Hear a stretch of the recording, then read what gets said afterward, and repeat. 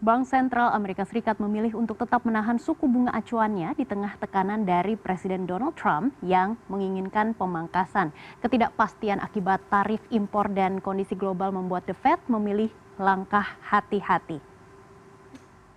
The Federal Reserve Wednesday afternoon holding interest rates steady and indicating that they want to see how tariffs impact the overall U.S. economy before making any moves. This as President Trump ramps up pressure on the Fed to cut rates.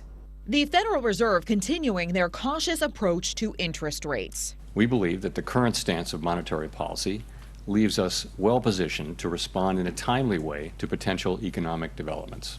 The announcement just hours after President Donald Trump called Fed Chairman Jerome Powell stupid and criticized the independent central bank for its hesitation to cut rates. Am I allowed to appoint myself at the Fed? I do a much better job than these people. Trump believes a rate cut would help borrowers save on interest and spur them to spend in other areas of the economy.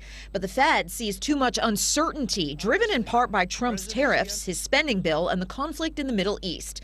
There's the potential for inflation to move higher. With all the uncertainty about tariffs and what impact that might have in the months ahead, it's like waiting for the other shoe to drop. Greg McBride, chief financial analyst for Bankrate, says the steady U.S. labor market gives the Fed the luxury of time. We want interest rates to come down because the inflation pressures are receding and the Fed can take the foot off the brake pedal a little bit.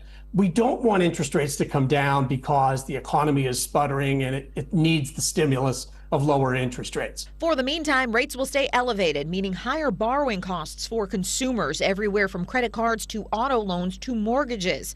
But McBride says the flip side is higher interest earnings on savings accounts.